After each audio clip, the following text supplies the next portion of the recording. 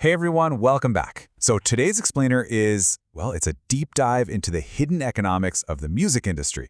You know, if you've ever wondered what's actually going on behind the curtain of your favorite playlists or radio stations, you are absolutely in the right place.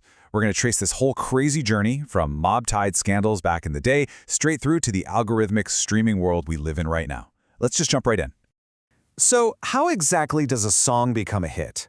We all kind of love that romantic idea of organic popularity, right? Like, some band is jamming in a garage, a record exec just happens to be walking by, the talent is absolutely undeniable, and boom, they're skyrocketing up the charts. But we really have to ask ourselves, is talent alone actually enough to get a track in front of millions of people? Or is there this completely different, hidden engine driving the whole industry? To get a sense of that, listen to this totally wild quote. This is from the 1960 Senate hearings on Radio Payola. A congressman point-blank asked a DJ, "Do you think, without Payola, that a lot of this so-called junk music, rock and roll stuff, which appeals to teenagers, would not be played?" And the DJ just casually replies, "Never get on the air." I mean, wow. That kind of shatters the whole illusion of a meritocracy, doesn't it? It just goes to show that what we hear isn't always about what's good. It's often about what was literally paid for. Okay, let's dive into this and make sure we have our definitions straight.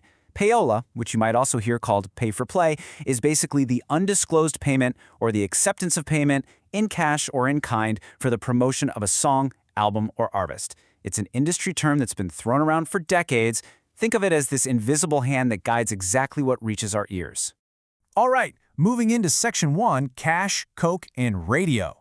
Let's look at the wild, totally unregulated days of 20th century radio bribery, because the stakes and the payoffs were incredibly high. You can actually track this messy legal history across a few decades. It really kicks off with the massive Alan Freed scandal in the 1960s, which pushed Congress to literally pass a federal statute making payola a misdemeanor. The catch? It was barely enforced. Fast forward to 1973, and we hit Project Sound, which was this huge grand jury probe targeting the actual record companies. Then, in 1979, the FCC accidentally creates this massive loophole. They ruled that social exchanges between friends weren't technically payola. And oh boy, that directly set the stage for the enormous mob-tied Joe Isgro scandal in the 1980s. And we are not talking about a polite thank you card here. Payola quickly went from these nickel-and-dime tokens of gratitude to extreme, mob-level illegality. I'm talking actual cash sent via FedEx, super expensive laptop computers, and even the services of call girls.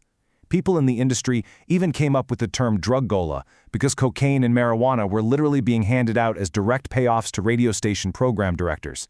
It was, completely out of control. Section 2, Rise of the Middleman.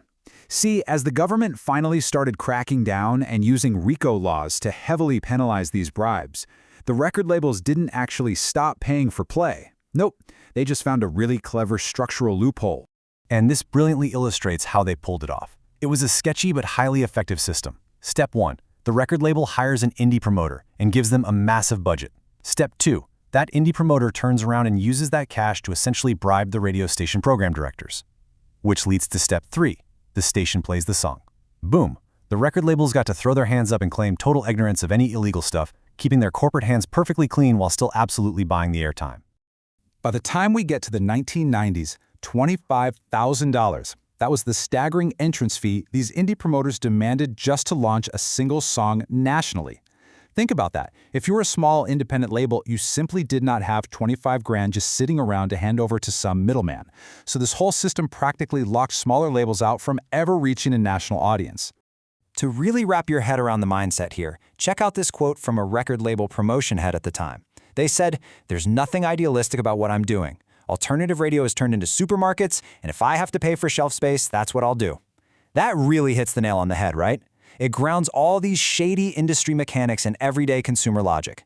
Just like a cereal brand pays the grocery store to be at eye level on aisle 4, record labels were literally paying radio stations for the audio equivalent of prime shelf space. Which brings us to Section 3, the streaming loophole. Because, let's face it, radio just isn't the ultimate kingmaker it used to be. Now we are squarely in the modern digital economy. And the paradigm shift here is massive. With traditional payola, you were dealing with radio DJs under strict FCC jurisdiction, meaning highly illegal. But streaming payola? That's labels dealing directly with playlisters and social media influencers. Since we're talking about online platforms and not broadcast radio, they don't fall under the FCC's umbrella at all. So right now, there is zero federal regulation. It is completely legal and totally unregulated. Those old rules, they are completely obsolete. So where exactly is all that promotional money flowing today? Well, instead of slipping FedEx envelopes of cash to radio directors, labels are pouring those massive budgets straight into the digital ecosystem.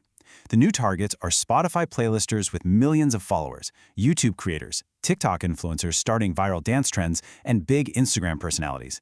Make no mistake, they are the new gatekeepers. Now, things are evolving even further into something legal scholars are calling reverse payola, and it's definitely a bit concerning. In reverse payola, the streaming platform itself offers the artist a promotional boost, say putting their new track on a massive, highly visible curated playlist. But in exchange, they pay out a lower-than-market royalty rate to that artist. So the platform is legally taking its cut directly from the artist's earnings. Essentially, the platform is taxing the artist for exposure. So, on to Section 4. Is pay-to-playlist actually bad? Hearing all of this, you'd probably think this entire system is just inherently destructive. But let's play devil's advocate for a second and look at some genuinely surprising economic analysis from Duke Law. Now, what's really interesting about these findings is the massive twist they present. The researchers state, contrary to conventional wisdom, streaming pay-for-play, paid to third parties, whether disclosed or not, likely causes little to no harm to consumers. I mean, let that sink in for a second.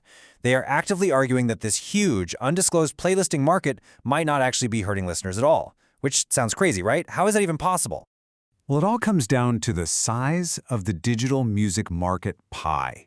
See, back in the day, a radio station had a strictly finite playlist, maybe 40 songs in rotation. If a major label bought a spot, an indie artist literally got kicked off. The pie was finite. But on streaming platforms, the shelf space is infinite. There's virtually no limit to the number of playlists or the insane variety of music you can host. And because that digital shelf space goes on forever, the economic math completely changes. Because of that infinite shelf space, those Duke Law findings suggest that modern streaming payola causes little to no consumer harm. And here's the real kicker, it might actually democratize reach. Remember that ridiculous $25,000 entrance fee from the 90s? That's gone. Today, an independent artist with a pretty modest budget can just pay a micro-influencer or a niche playlister a few bucks to get their track heard. It actually helps indie artists access way broader audiences and finally cut through all that digital noise. So, what does this all mean? It leaves us with a pretty provocative question to chew on. Are we really just paying for shelf space in a giant digital supermarket? I mean, knowing everything we just covered, from the illegal cash drops of the 20th century to the algorithmic influencer payouts happening right now, is pay-for-play inherently evil? Or, when you're living in an infinite digital world, is it simply the natural, unavoidable cost of doing business to get your art discovered? It's definitely a wild paradigm shift to think about the next time you hit play on a curated playlist. Thanks so much for diving into this explainer with me today. And hey, keep your ears and your minds open.